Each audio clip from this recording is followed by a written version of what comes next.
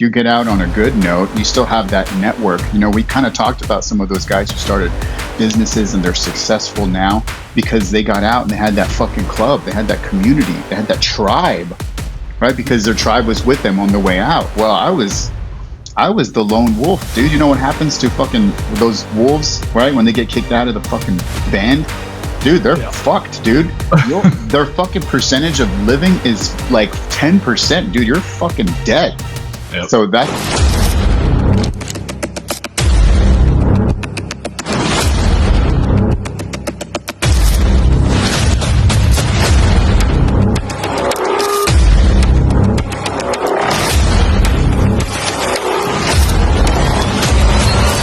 Hello, everyone, and welcome back to The Strategic Veteran. I'm your host, Adam Peters. In 18 years in the Air Force, intelligence will show you a lot about the world and even more about yourself, or how easy it is to lose touch with who you are beneath the uniform. For Rex Enriquez, the turning point wasn't the explosive moment, but the slow, heavy realization that life after service meant rebuilding from the ground up. Getting medically retired forced him to step outside the mission, strip away the old structure, and really face what came next. Now Rex is using that hard-earned self-knowledge not just for his own path, but to coach others through their own transitions. He's built a new mission around helping people dig beneath the surface, ask the tough questions about value and purpose, and get honest about the work it takes to move forward. This one's for you if you haven't ever stared into the unknown and wondered what comes after service, or if you've lost track of your own voice in the noise. So let's get into it. Rex, brother, it's really exciting to have you here because in 130 of these things, you and I probably have kind of the closest views on the transition out of the military that anybody else I've ever had on the show. So I'm really excited to dive into this with you, brother. Thanks for being here. Dude, the honor is all mine. Thank you for having me on your show. I really appreciate you as well, what you're doing for our veteran community and for yourself, dude. Growth happens in all directions, man, and you are just killing it. So I appreciate what you're doing for them as well. Yeah, brother. First question for everybody, man. Where did you grow up and why did you join the Air Force? Oh, what? So let's see. I grew up in San Antonio, Texas, right? Boom, Longhorns, hoorah. I live in Austin now, but I joined when I was 22 years old. And wait, what was the fucking question? Oh, where did you grow up and what inspired you to join the Air Force? San Antonio. Okay, so inspiration. A little bit of that inspiration was my father. My dad was in the Air Force, and my grandfather was in the Army. He was a POW, and my life was kind of going in a direction that wasn't growth for myself. It wasn't growth for anything economically. I was just kind of stagnant. I didn't know who I was. I didn't know any of my values, my beliefs. I just kind of, whatever was adopted from my family or from friends and that kind of stuff. I was in that age. I was like 21, 22 years old. And I was inspired by an Air Force billboard, right? I saw it and I had a negative, somewhat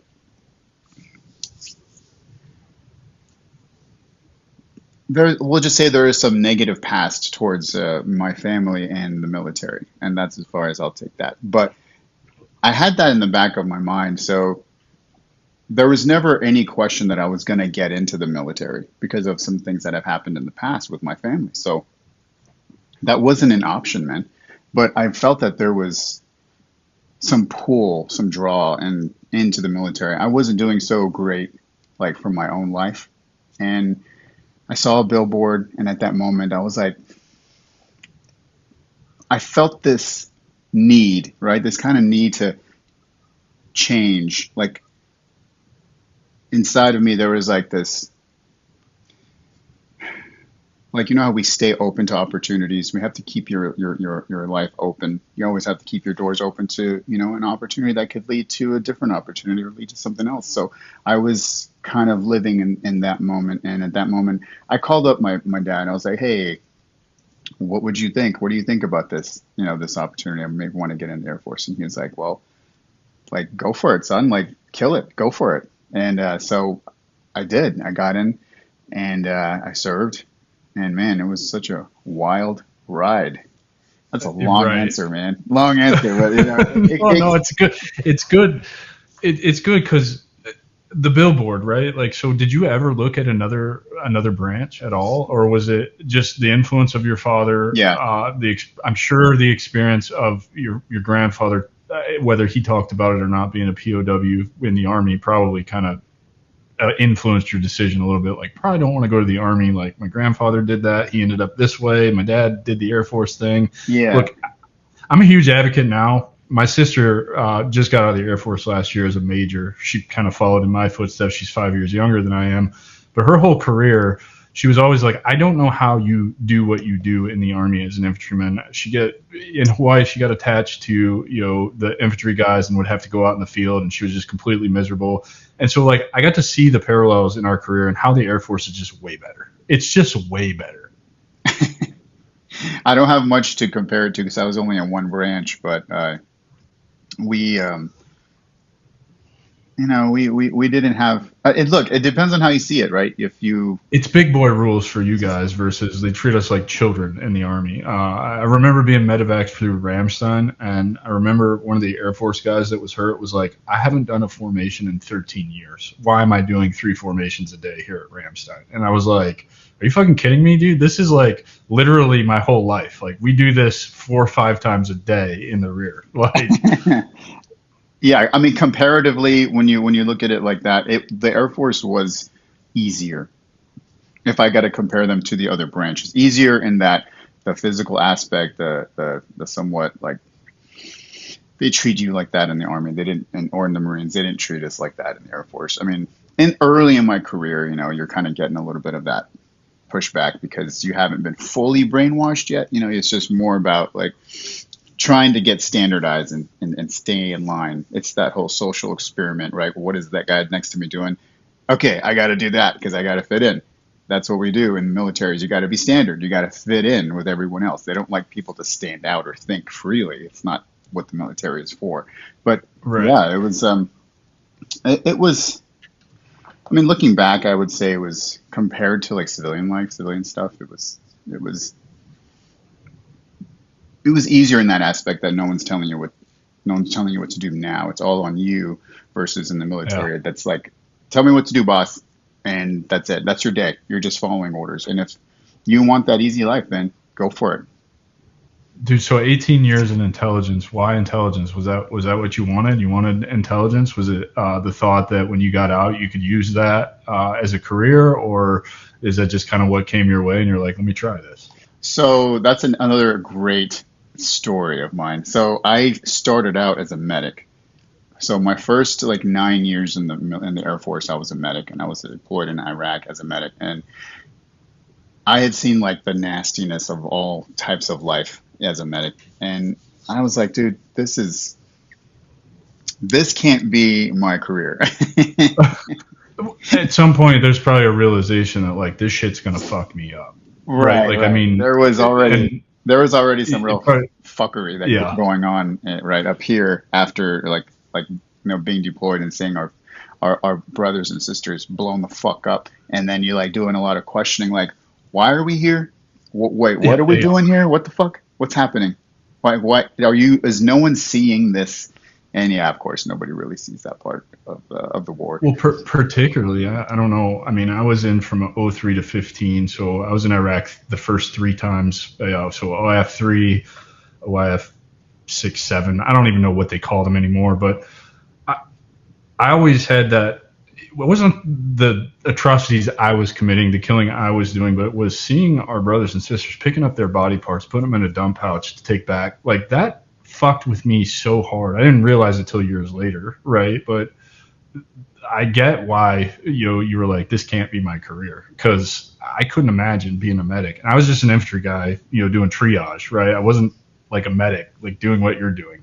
Yeah, I used to we used to get infantry guys that would come in and they'd be like, dude, like, fuck your job. Like, I wouldn't do that. And Yeah. I was like, really? I'm like, I mean, I know I hate it, but I could have sworn that your job was way worse. And they're like, no, man. Because they would sometimes come in and and check up on their brothers, man. You're like, hey, man, how's Tommy doing, whatever. And I'm like, okay, let's go check him out. He's all fucked up, obs. But it was like this is like not going to be for me. I mean, it's for some people, but I was like, this is not for me, man. I've always kind of been just like, I've always had inspiration, imagination. I've always kind of lived on kind of in the middle between left and right, So I've just been. I'm like, this can't be it. So I kind of went and asked my commander. I was like, yo, I kind of want to retrain, man. He was like, whatever you want to do, man, let's do it. So I liked the intelligence part side of the military. I was like, I think I can do this. So he let me do it, cross trained, and then I did intel for the last the second half of my career. What was that transition like? Because I had an opportunity when I was being med boarded to reclass as well, and I didn't take it because as a senior non-commissioned officer who at that point had 13 years as an infantryman, unparalleled combat experience, if you will, I looked at it like, how can I be an effective senior non-commissioned officer in a different job where I'm supposed to be the subject matter expert and lead younger soldiers to be the best version of themselves that they can be in this MOS? How did that transition go for you? What rank were you when you made the switch? And was there, kind of some pitfalls that you maybe fell into or narrowly escaped when you made that transition? So that's an important question to ask yourself when you get in the military. When you get in, if you're older than what usually people get in, you're not going to have the same experience as everyone else. Okay. Because you're older and younger people know you're older.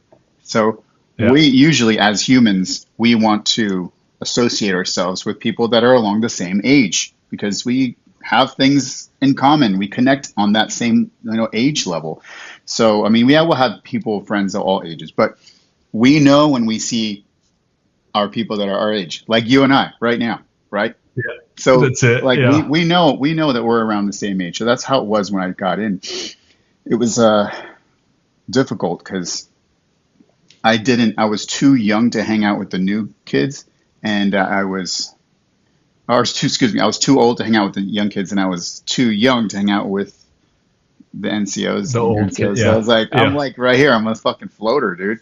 So that was kind of a difficult transition for me to figure out just the age thing. So then I take that, and then now I'm moving from medic to intelligence. It was quite the journey to figure out where I fit in. How could I fit in? Because one, intelligence, you have to have a fucking high score just to get into intel. Mm-hmm. I passed by 1 point. Okay. So you just made the cut.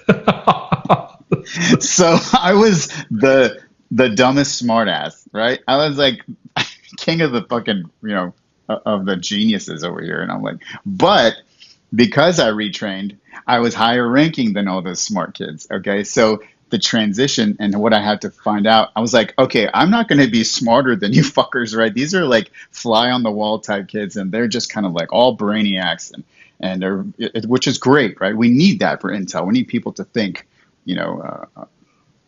critically and hard and analyze, courses of actions and strategy and all that stuff. But they don't know much about management or leadership.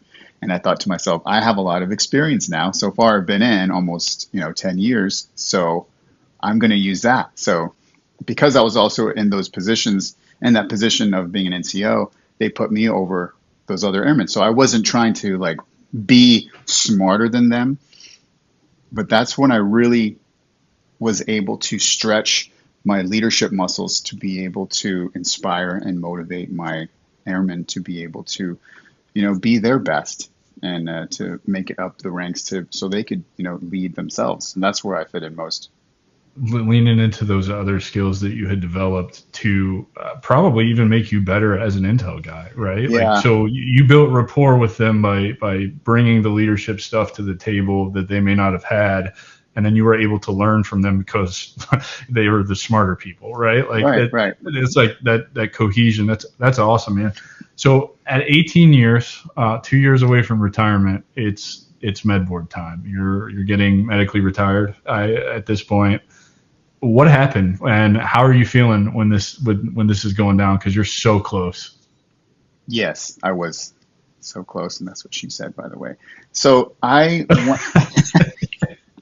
was I just gotten out of my deployment in Afghanistan. I just came home, Afghanistan. I was going through a divorce, right? And I was about to lose my kid, right? Not just like lose my kid, but lose like they were gonna move like to a different state. So now I don't have a kid.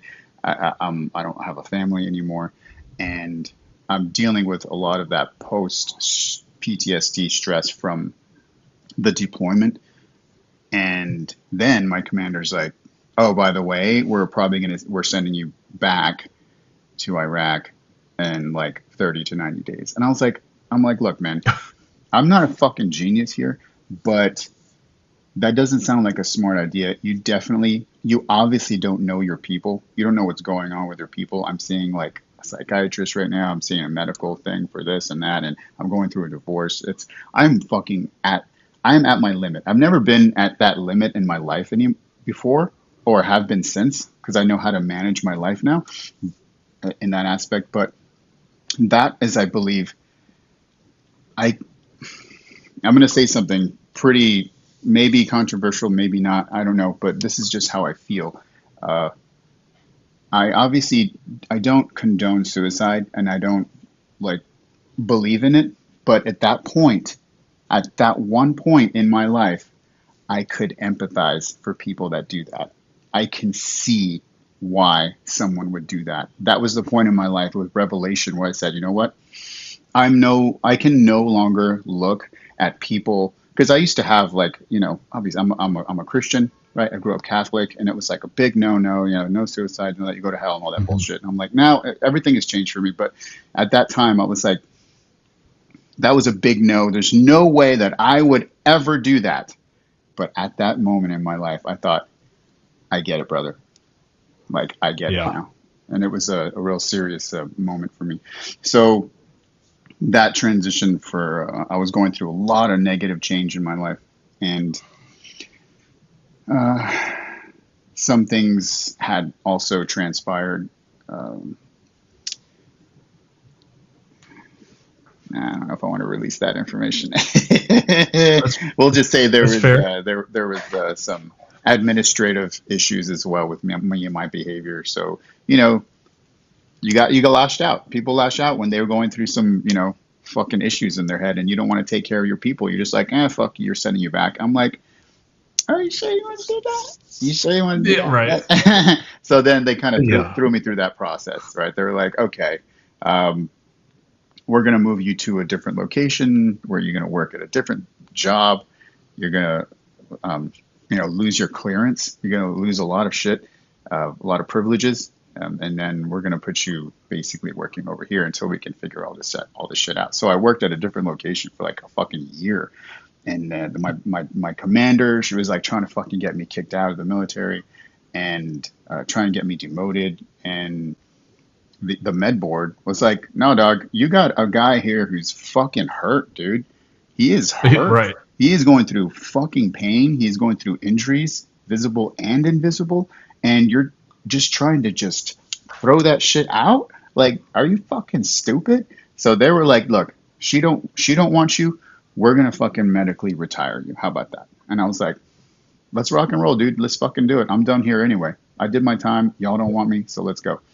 So It's so common, man. Your story, my story. You become this pariah when you're hurt and you can no longer do the job, and then everybody is against you. I think we talked about this when I was on your show, and it's what I'm working to change. The leadership needs to understand. Look, the regulation says you have 365 days to fucking transition. Like, why are we not like active? We pay attention to every other fucking regulation that we have to a fucking T, but we want to ignore that one. And that's just for guys who are ETSing or retiring. That's not for guys like you and I who I went through the med board in 2015. Med board back then in the Army was taking up to 28 months. Just like zero help. I finding my piece in the bottom of a bottle because I get ostracized from my unit. I've got a bunch of kids that I mentor. They're begging me to come back because they're desperate for good leadership. But I have leadership that doesn't want anything to do with you because you're just a broke dick who can't do your job anymore, and you're taking up a spot on my MTO. So you get ostracized to range control. You're separated from like the whole job you've been doing for a decade plus. It's ridiculous, man. Like, why do we do this to ourselves? That's a great question, man. Why? I mean, I think maybe it's just an individual thing. Commanders, officers. I mean, I've had my fair share of even NCOs and senior NCOs that were just fucking dirtbags, and I've had to, which I rarely see. I rarely see people standing up for others, like you said, when they're in a bad way. Nobody fucking sticks up for them, and they're just like, "Yo, I don't know that motherfucker." Just like Jesus, bro. Just the same turn your back on them. story, Yeah, dude. Same fucking ridiculous. story. Fucking cock crows 3 times. Everyone's like, "I don't know that motherfucker." Are you serious? I'm like, okay, fine. You're gonna play that card? It was the same card with me, man. They were like, "Oh no, like we don't know him." I'm like, Yeah. you know how much bullshit I fucking buried for your asses? Like, okay. But this is just how life is, man. They'll fucking find the scapegoat, the pariah, whatever, like you said, and they'll just like throw it away. I've had to put my life on the line for other airmen before because, they were going through a bad way, and the commanders took my word for it over theirs, gave them a second shot. I fucking rarely saw those opportunities, man. The senior NCOs that I knew, they were just like, got to protect my own shit because, all I care about is my shit and the way I look, the way I am, my rank, or my promotion, or my this. Like, fuck you, dude. Go Yeah, fuck the yourself. next promotion, the next golden goose assignment that you want to protect because you're at the tail end of your career thinking that this isn't going to end and you're not going to be in the same position I'm in. Motherfucker, the joke's on you because you're going to have it worse than I have it. Let's move into, what did your transition out look like? So you med board, you get medically retired. Did you have a plan? Had you been preparing, or did you go through, and I think I know the answer to this because we've already had an at-length conversation, but for those that are listening, I spent 8.5 years in what I call a transition hole, not knowing what the fuck I was doing, following the TAP plan or the ACAP plan from back then, go to school, get the degree, find the career, you'll make 6 figures, you're a veteran, everybody wants to hire you. That's the common narrative, that's priming, psychology term for those that are listening. That's setting you up for failure. It's setting you up to just be in the worst headspace where then you're going to take the first job that's going to suck the soul out of you, and you're going to fucking be miserable. Like, what was your journey out of the Air Force? You get your DD-214, you get your retirement certificate. I don't know if you guys have a whole package. We got a little package with a flag and some other shit. And then you're just like, what? Now what? Now what? Like, what do I do now? Well, I'm not sure. I don't think that my transition was very traditional in the fact that I didn't get a fucking ceremony, right? None of my fucking people, none of my airmen, none of my people were there. It was just like, hey, it was almost like end scene, fucking you crawl out the back and we'll see you around. Like, I fucking had relationships with fucking people, dude, like long relationships with people. I wanted that as an honorable fucking airman that served his country and put his family on the fucking back burner so I could fucking serve your ass. And this is how you're going to fucking treat me. And I was like, so I got burned, dude, at the end. So my transition was not the best. So along the lines of getting burned on the way out, it was very, very fast, right? TAPS, transition assistance. It was just like, hey, man, like, here are all the empty promises. Don't worry, you're going to be good to go. Throw the ball. You can catch it over there, and we'll see you around. I was like, okay, what? So I get home, and I'm like, okay, what do I do now? I'm out, and not only I'm out, but if you get out on a good note, you still have that network. We kind of talked about some of those guys who started businesses, and they're successful now because they got out and they had that fucking club. They had that community. They had that tribe. Right, because their tribe was with them on the way out. Well, I was the lone wolf, dude. You know what happens to fucking those wolves, right? When they get kicked out of the fucking band, Dude, they're Yeah. fucked, dude. Their fucking percentage of living is like 10%, dude. You're fucking dead. Yep. So that's kind of how it was. It was a struggle, man. My whole fucking, the next like 5 years was a struggle.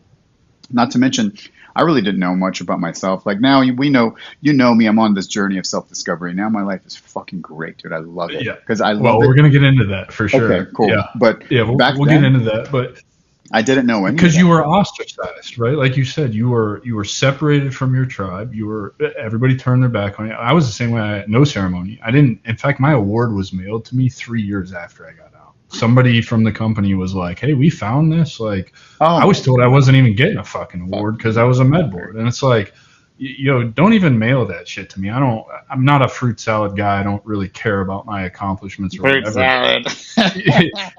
But like 3 years after I'm gone, and to your point, man, it was I went to Waller Hall, which is on Fort Lewis, at 12 o'clock. I stood there. A private handed me the flag little box thing, and my retirement certificate and my DD 214, and that was it. And this is a common story. I just did one of these yesterday with a guy who got out as an Air Force E9, and he had an E1 hand him his retirement certificate and paperwork and was like, "Motherfucker, I know there's an E8 or an E9 back there that should be standing here, shaking my hand and saying thank you for your service." Yet they send, and I'm not mad at you. You're doing your job, right? Like you're the E1, you're beginning your career. Where's the motherfucker that runs this place to like, give me some kind of recognition for the years of service that I've given to this organization? And it's fucked up, man. It's so fucked up. And I relate so much to what you're saying. 8 years for me, then find ayahuasca, and then start my journey to self mastery. You fucked around for 5 years, and I can only imagine what that looked like for you. For me, it was a lot of drinking. It was a lot of you said empathizing with suicide. I think I got to the point where it was like, this is becoming a reality for me. Like I'm thinking about it a lot. I'm visualizing, fucking taking this Harley and running it into a tree at 120, because then all of this ends. It just ends. All of the not feeling like I belong, the nothing ever working out, nothing ever going my way, not being able to leverage these skills that I think are valuable, because I'm doing it in the wrong settings, around the wrong people, where mediocrity is a standard, not something that's shunned. Like all of those issues we deal with, and nobody teaches us how to kind of make peace with those or navigate those when we get out. No, you're on your own. Like we talked about, having a coach would be perfect. Man, I would have loved having a fucking coach. It was that just all they had to do is really ask me some simple questions about you. Somebody in your corner. And just like we were talking about off camera, if you don't have somebody in your fucking corner in your life, and then they're actually against you, they're not supporting you, and they're holding you back, dude, you're gonna have even worse of the time trying to move forward. It's like, you're like a horse and they're like on a fucking stagecoach and they're just like, nah, dog. And they're like, I'm trying to fucking move. And they're like, nah, fuck that. It's tough, dude. You're better off on your own.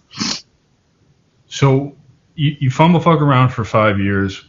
When did you start to get into the self mastery and really decide, hey, I want to move forward? And I really respect you because you're a lot like me, man. I started everything that I do with this brand and everything else for just one simple reason. I wanted to be the guy I didn't have. And the way that I do that is just to create this content, to do this podcast, and then to put it out and then talk to other veterans. Just, put out a post on LinkedIn that talks about, these thoughts and feelings that I went through, that I know that you're going through, that you feel that you're alone in, and just get their attention and let them know that, like, hey, I'm a guy that can just listen. Because I find that's really what people need, is to just be heard.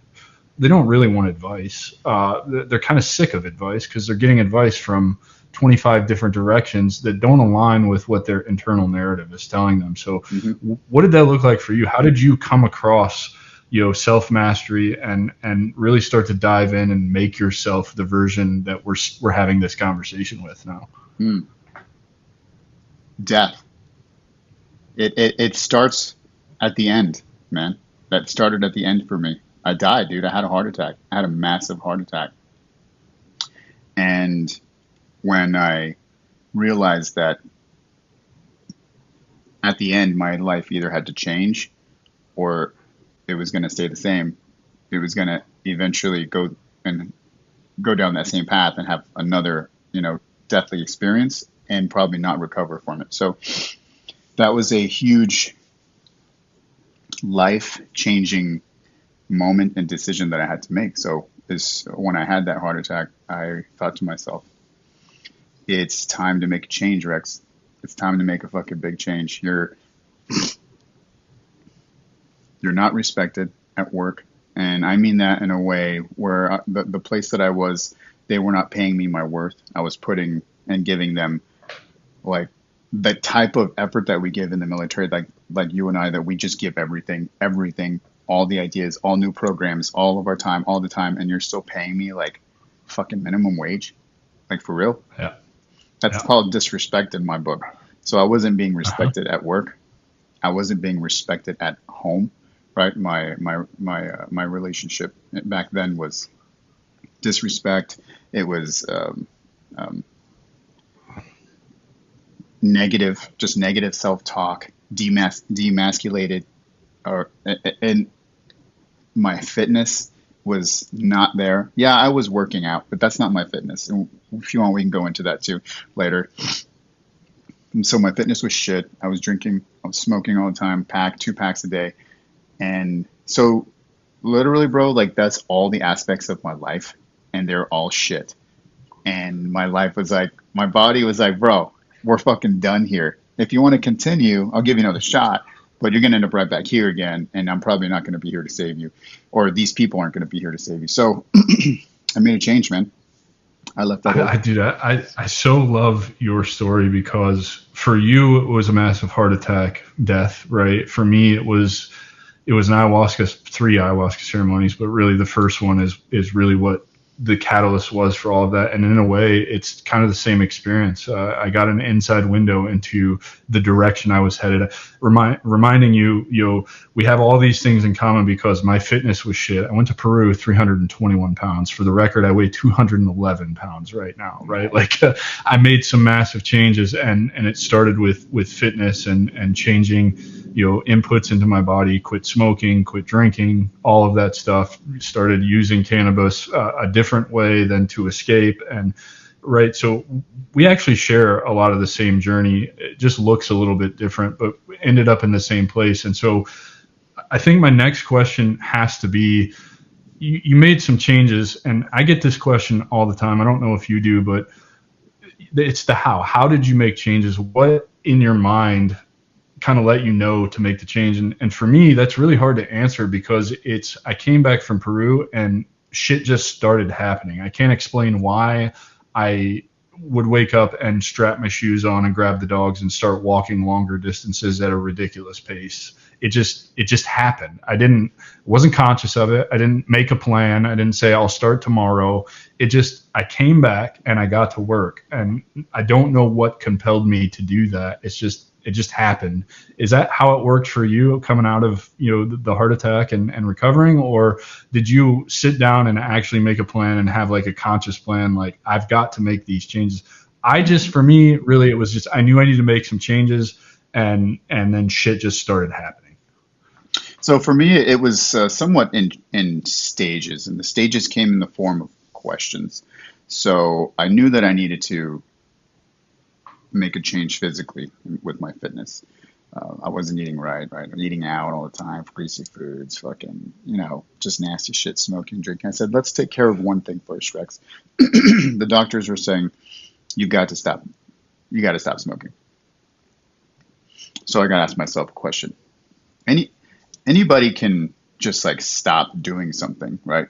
You're doing it, you just not do it. So, but the question is deeper than that. Once you start asking yourself the question, why are you doing this, right? Start digging down into that rabbit hole for yourself, because once you can find the origin story for why you're doing something, then you can start working on creating new neural pathways. And that's just the way that our brain works, right? We have neural pathways, the path of least resistance. So I started asking myself a question, like, why are you smoking? Why do you smoke? As soon as I started going down that rabbit hole, I'm like, well, I use it to de-stress. Okay, Why are you stressed? When do you go and smoke? Figure that out. What are your stressors out? Oh, every time I'm getting into a fight with my, ex. Okay. Huh. There is an origin there. There's a reason why you're smoking. And the smoking is just like a symptom, right? It's just the effect. You got to find the cause, right? Just like we were just talking about before this, there is a cause on all these other stressors in your life. And it wasn't just that one individual. There was other things in my life, right? Purpose, right? Where am I going? My future, like what's happening, my past, my childhood trauma, whatever the fuck you're dealing with. You do things for a reason, but I knew by asking myself that question that was one of the reasons. So then I have to ask myself that question: why are you with that person? If they're not supporting you, if they're not helping you move forward, if they're not showing you what love is, if they're not meeting your expectations, if they're not, literally there for you, why are you with this person? Why? And then I literally had to ask myself that question: is why are you with this person? And if you really can't come up with a good fucking reason, then it's time to leave the situation that you're in. So I just decided, just start working on yourself. Like I started working on myself, and that was the first thing that I had to do, was cutting out certain things that are not good for me. So now these things, anything that goes in, right? It's in versus out. So anything that goes in has to pass the test, has to pass my VIP test. What's the value? What's the importance? And what's the purpose? If they meet all those three requirements for my VIP, then let's fucking do it. I had to ask myself for the smoking. Why? What's the value in this? Is it just de-stressing you? Well, there are other ways you can find to de-stress that aren't adding to getting a heart attack. So why don't you work on that, right? Why is it important? It wasn't important. I started doing it when I was younger to fit in. I don't need to fit in. I'm an old man now. I don't need to fucking fit in, right? And what's the purpose? In fact, I go out of my way to not fit in. Right. Exactly. And now what's the purpose? Oh shit, it doesn't meet any of these fucking things, man. So that was easy for me to create a neural pathway to think, why are you even doing this? But that's the internal. Now the external is trying to find something to replace, something healthy to replace in the meantime, because I have a physical addiction as well. It's not just mental. There's two separate addictions going on. One is behavioral. I'm doing this because I taught myself to do it over fucking 10 or 15, 20 years.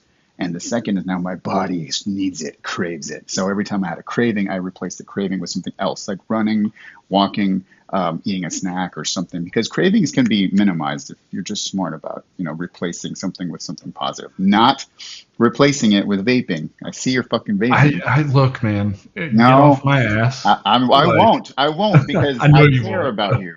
People that say, fine, go do what you want. I don't give a fuck about you. Go kill yourself. No, I care about you. Because I did that. I did the same fucking thing. I went from smoking to vaping. I said, you know what? It's different. It's got zero nicotine. Until I started. It's so bad for you. I started. That was the same mindset I had from before. I said, Rex, because this is a constant thing. You have to continue checking yourself, man. It's like, stop lying to yourself, man. You're doing this because you want to. You didn't fact check yourself. So I went out and fact checked myself. I found some legitimate research that found that fucking vaping, even zero nicotine, has the same effect as smoking fucking like a pack a day. And I was like, oh my God, I am not helping myself here. I'm still killing myself. So I fucking trashed that and I stopped doing that also. So these are just some of the things. You just got to ask yourself these questions. Is this good for me? Is it valuable? Is it important? Does it meet my purpose? If not, you may be fulfilling someone else's purpose. And you have to take care of you. And that's why I got into the self-mastery thing. It's like, I have to start mastering myself, because if not, I'm just going to keep repeating the same shit over and over again when it comes to work, when it comes to relationships, when it comes to my own health. If you don't know what you want and what direction, you don't have a vision for yourself and what you want for yourself professionally, like spiritually, physically, then you're not going to fucking go anywhere, dude. It's like getting in a car and just like, I don't know where I'm going. This is such a great conversation, because this is the how, right? Like I preach about identity, purpose, community. This is the three big things that trip us up in transition. And the big thing is how do you come up with who you are as a person, and this is perfect because it requires that you ask those. For you it's three questions, for me it's one question: how does this serve me? And I think it accomplishes the same thing because it just allows me to follow the habit or the behavior back to the point of origin and really make sense of it.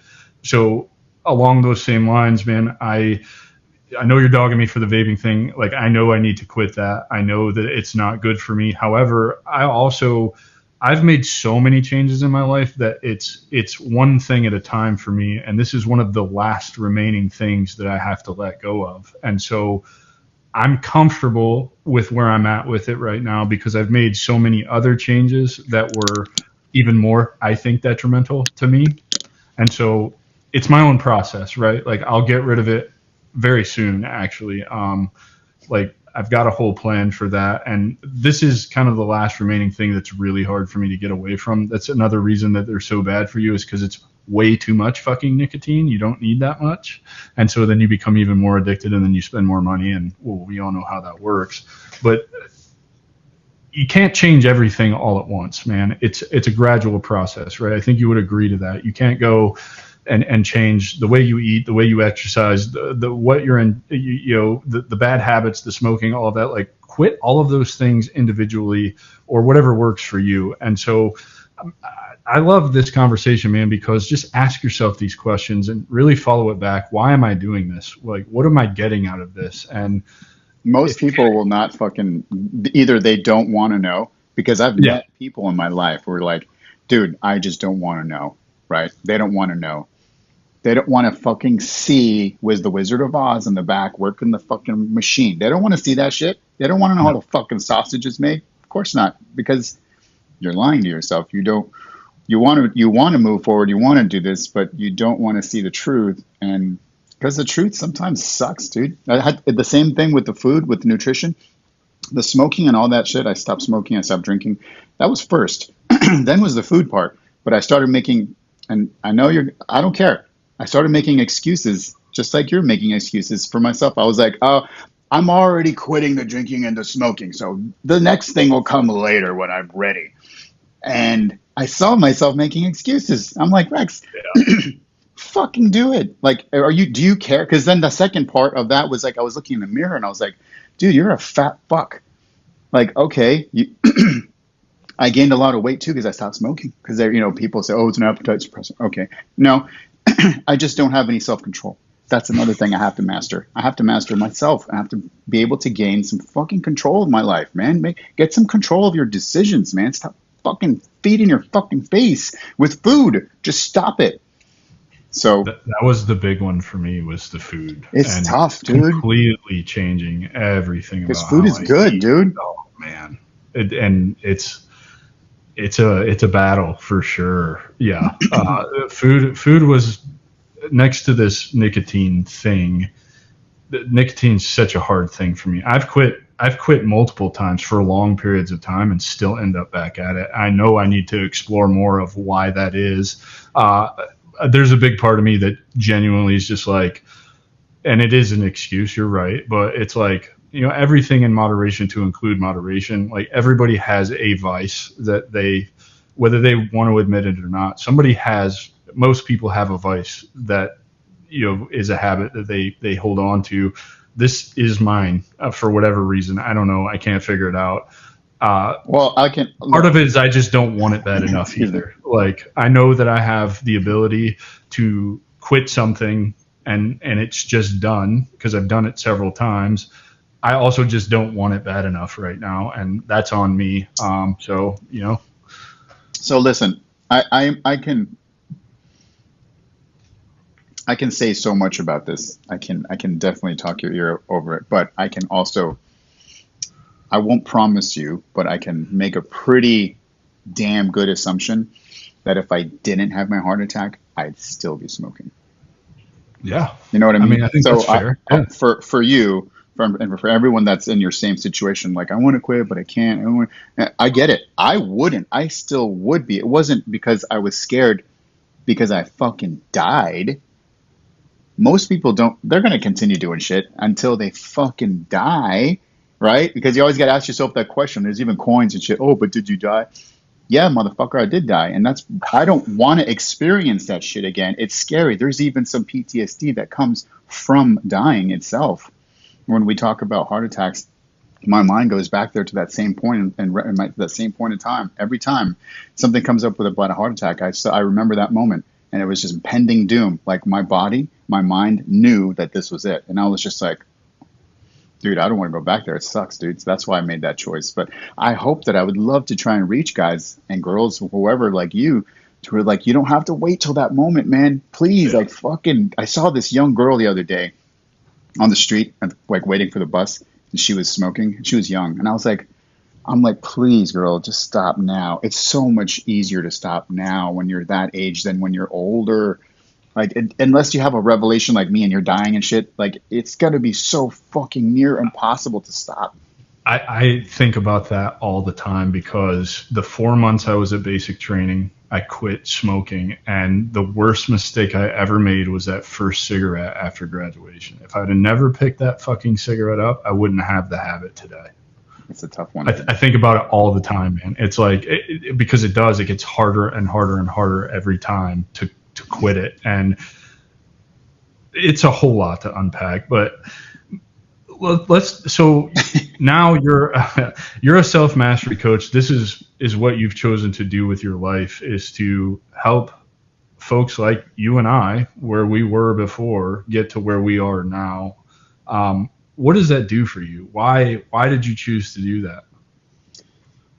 Well, like I kind of touched on earlier, if I know that we have a lot of differences as humans, but we have so many more similarities, man. We have so much more in common than we have not in common as humans. And one of the underlining like commonalities that we have, or we don't know ourselves, you know, and we have also nowadays we have so many influences out there, like our phones, our TVs, our radios, the internet, whatever the fuck, our friends, our families, and all that.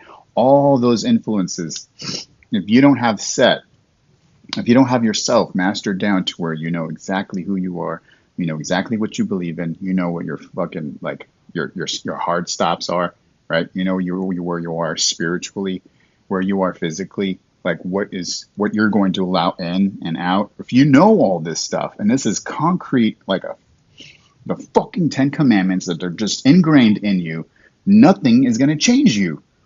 Right now, most people don't know shit about what they want, what they like, where they're going, whatever the fuck. And guess what? They're easily pulled in this direction, and that direction, and this direction. And then you get into a relationship.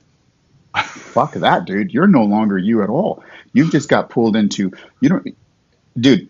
It goes along with the law of either Newton or whoever the fuck said it, but you've got to leave something behind if you want to go somewhere. And when you get into a relationship, you definitely lose a part of yourself. And then when you get out of that relationship, guess what? You're a fucking empty shell. You're like, I don't remember who the fuck. I don't remember how I liked my eggs. Yeah, I don't even remember what I liked because I was so part of this other like cell. Mm-hmm. And now I'm on my own. But if you know this going into the relationship, then you know who you are, what kind of person that you want to be with, how you want this person to fucking treat you. What are your non-negotiables? If you have non-negotiables, then you know that going into a relationship, you'll see the fucking signs, and then you'll say straight up, you'll be like, hey,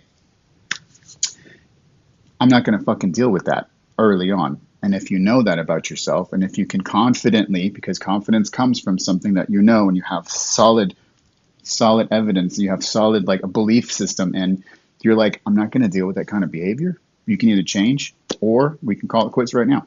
Then you can start fucking checking those boxes off to where it's not like, oh, I'm just falling in love, just whatever the fuck, let's just get married. Instead of that bullshit, you can be like still in love, but I also have my rules of engagement. And the more confident you are with the mastery of who you are, once you know who you are, you know what you want, you know what you need in your life. Life becomes so much better. It does. It's night and day difference, right? I like the signal to noise, right? Like I'm big into entrepreneurship, just like you. And I forget who it was. I was just watching a podcast about this the other day, but all these ultra successful billionaires, they have this incredible signal to noise ratio where they're always just receiving signal and just tuning out noise. And I think that's really what you're talking about, is like, because they know who they are, what their boundaries are, hard stops, what they're willing to let affect them versus what they're not, is why they climb to the top of this fucking mountain, is they can regulate the amount of signal to noise that they're getting in their life. And I think that's such a great analogy, because you just touched on it. Everything is noise. Everything in our lives is noise. And We are creating noise for people right now. That's what we're doing. We're creating this noise for people right now. And just hopefully I like to think that we're creating signal for people, because we're talking about like ways to better yourself. But to other people, it's just going to be noise. They're going to listen to this conversation and they're going to be like, these two dudes are full of shit. They don't know what the fuck they're talking about. You can't change me. And I would argue that that's somebody who really needs to be listening to this conversation. Yeah, I get that a lot, dude. When people come to my channel, they're like, "Oh," I say, first of all, you're not listening to my content. You're just seeing it, and then you're making assumptions and you're making these connections that don't exist. If you listen, just listen to the content that we're talking about right now. No one's trying to fucking change you, bro. I want you to know who the fuck you are, so you can change yourself, so you can make your life better. That who you are will never affect me. But I'm in the middle of the Let Them theory with Mel Robbins right now. It's phenomenal, and she actually talks about that in the book. It's the overarching theme of that book is realizing that you cannot change other people. I'm not here to change anybody. I'm just here to be an example of what I did to change myself, so that maybe you can take some of those same steps to change yourself. Because I promise you, when you start implementing the things that we're talking about today, regardless of the vices that I still have, and I'm sure you still have some things that you need to work on, because we're never going to be perfect, life gets so much better, man. So much better. I can say that it gets a little easier. At least the decision-making part of it becomes much easier, especially with, like I was telling you from before when we met about defining your fitness. Decisions like that become so much easier when you start making the decision to say, I don't do this. Kind of like we talked about smoking. I'm not a smoker. I don't smoke. Yeah. So anyone ever in the future that says, hey man, you want to let it? That's easy. I'm not a smoker. Just like if you offer me crack, cocaine, or fucking anything, I don't fucking do drugs, dude. Like, thank you, but no thank you. I'm good. Yeah. So it's the same when it comes to like food choices now. It's like, oh, hey man, you want to go get a fucking burger? I'm like, I don't really eat that shit. But you know what? Hey, hang out here, man. I'll make you something fucking real good, and it's gonna be healthy for you, and you're gonna know exactly what's going in that bitch. Do you ever allow yourself to do anything like that? What? Get a burger. Yeah, I splurge sometimes. I just did a couple of days ago. Yeah, I just had some ice cream. So I did the same thing. I went over to Orlando to meet a buddy, and he bought us burgers for dinner, and I was like, I don't really eat this shit anymore, man. And I was like, I remembered yesterday why I don't eat shit like that anymore. Yeah, I mean, if it's look, so I am no fucking perfect guy, okay? I have, like you said, vices too, and it's a constant battle for certain things. Like I know I have a sweet tooth, but so I have to regulate that shit. So I know that if I met my goal this week, right? And it's not like I met my goal, I'm going to do it. I don't want to create a habit that way. It's just, have I met my goals this week? Did I work out, here and there and do that, do this and do this, and then I'm having a craving. Okay, I'll treat myself. I'll have some ice cream. I'll buy like a little thing of it, fucking snarf it down. I'll either be like, oh yeah, that was great, or oh god, but I don't want to do that anymore. So it just kind of either, it helps, but I also don't want to live by the book, because when you live that way, you almost tell yourself, you're almost like rebelling against yourself, right? So I don't want to rebel. I just want to make good habits in my life. So yeah, to answer your question, I do allow myself to color outside the line sometimes, but I will not make it a habit. What I would do is I won't bring it into the house. I won't bring it into my place. Like I won't go out and buy like a gallon of ice cream and then here, because then that's like fucking 10 times I can eat that bitch. one time, Yep. and then it doesn't come in the house, Yep. right? Because I'm the same. out of sight, Food out of was my mind. big thing. So food, man, if you came to my house and looked in my pantry, you'd be like, man, this is sad. This is a sad existence. But it's that way for a reason, because if it's here, fuck, all self-control is out the window. Like, I'm Yeah, gone. I'm in the pantry eating the shit I shouldn't be eating, and yeah, all of that of stuff. And course. it's like, I just, man, so many good things, dude. We're coming up to the end of our time, and I really want people to flock to you, man. I love what you're doing with self mastery and your coaching business, and I love all your philosophies around coaching, particularly the episode you did with another awesome veteran, Aaron, and the stuff that came out of that episode about how you guys both actually look at coaching, and talk about, like, most coaches out there aren't coaches. And we had this conversation when I came on your show, and I want my audience to hear your philosophy on that too. There's so many people advertising themselves as coaches out there. Why aren't they actually coaches? So, there's things that I've learned in like going through training, going through professional training in school, through a master's program, and then there's things that I've learned in my life, right? So I was coaching at my last job. I wasn't like a certified coach, but there's a lot of these entities that they certify you in their style of coaching. Okay, so it's just like being a football coach or a soccer coach, right? You don't have to be certified, right? Like, if you're a fucking dad, you got a kid, you can put them in there like, hey, you know how to play? Yeah, okay, you could be a coach. You could be a coach. That doesn't even necessarily mean that you're going to be bad, right? You have to have some other things, some other qualities that help you communicate with the kids, to help them, work together, enjoy what they're doing, and do some making sure that they're motivated, they're disciplined, and they train, and, enjoying the game. It's the same thing with coaching. So there's a lot of entities that are like, if you don't have this certification, you're not a coach. Okay. And then there's people that they don't own the word coaching. Okay, coaching is a very simple fucking word if you look it up. It's just you want to help someone with progress. You want to help someone attain a goal. You want to help someone achieve something, learn something. This is coaching. And if you're there for someone, that's coaching. What's not coaching is if I just say you're a fat piece of shit and you just need to work out. That's not coaching. That's just giving advice, right? And that can not even be called like motivating. That's actually demotivating, telling someone that, hey, you just got to do it. Shut up and do it. That's not what everyone fucking knows, that you just have to do it. That's not the problem. Doing it is not the problem. The self-control is the problem. And like, I don't want to, right? The discipline, maybe the motivating, that people need to be motivated. They need to be inspired, and they need to make goals.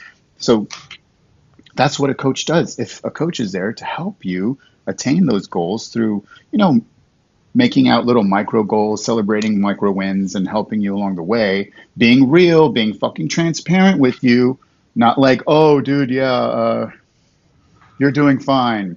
No. How about you need to do this? You need to work together with the client to create a goal and to challenge that client to say, hey, remember you said you wanted to work on this? You're not doing it. It's time to fucking do it, right? That's what you wanted. You told me that's what you wanted, so I'm helping you get that goal. Not just to be here, be your fucking friend and tell you what you want to hear. That's a friend. Well, I would also argue too that a big part of your role, and I think you probably do this, but it's exploring what is that self-belief that's holding you back from actually taking that action to lose that weight, for example, right? Like, just because you and I just talked about, like, asking ourselves those questions and exploring, does this serve me, or, does it pass your 3 tests, or whatever, doesn't mean that people can listen to this conversation and are automatically going to be able to do that for themselves. And so, like, I feel like your role is to even dive down that rabbit hole with them. Like, okay, you're a fat piece of shit, and the prescription to remedy that is to work out, but you're just not doing it. Why are you not doing it? Let me help you work through why you're not doing that. Right? Like, yeah. What's that barrier? And I think too often, and kind of where I was trying to get you to go, and I know you probably won't outright say it, is too many coaches just want to give you their blueprint for how to get to where you want to go, instead of helping you discover what it is about yourself that will get you to where you want to go. And I think that's the fundamental difference. And what I like about what you're doing is you're going to help them unveil their own plan to get to where they want to go. You're not going to give them your recipe for how you got to where you're at. So that's a good, I know there's 1 minute, but that is a very, very, very good point you made, because I'm somewhat on the fence on this. I have heard from other coaches, including, some people that I respect, some people that I don't respect, but it doesn't matter. This is the thing. What works for one person isn't going to work for the other. I can't sit here, and sometimes it doesn't work when I sit here and try and help you explore your life. What do you want? Right. What do you want for your life? We all fucking know what we want. But you also need somebody to say, hey, get off your ass and do it. You said you wanted to do it. Let's do it. Dude, what you want is not hard to do. Getting off your ass is the hard part. Doing it, overcoming the fear, that's the hard part. And sometimes you do need someone to come in there and say, hey, it's time to fucking go, dude. Let's go. Send it. Let's go. Because if you don't have that, if we're just going to talk about our feelings all day, a lot of people don't. They want to sit in their feelings, and emotions and feelings, those things come and go. Discipline, right. Direction, that's something solid that you can hold on to that won't change. Finding out who you are, mastering that. If you master who you are, find out where you want to be in your life. That's a solid thing. It's like, I want that. I'm going to go get that. Anyways. I love it, man. Dude, tell everybody how they can find you, connect with you, hire you as their coach if they like what they hear here today. So I am everywhere on the social media platforms as Bad Coach Rex. And I think you probably know why it's Bad Coach Rex now, because I tell you how it is, man. I'm transparent and I'm honest. I'm in your face, and I'm not going to bullshit you. I'm not going to fucking tell you what you want to hear. If you want results, you want Bad Coach Rex. That's all I got to say. Brother, thank you so much for being here. I appreciate your time. I'm very grateful to know you and to be building a relationship with you. And I can't thank you enough for all the wisdom you've dropped on us here today. Ladies and gentlemen, Mr. Rex Enriquez. Take care, everybody. Don't forget to like, rate, review, subscribe, download. Help this get in front of everybody who needs to hear it. And we will see you guys next week with another banger of an episode. Take care.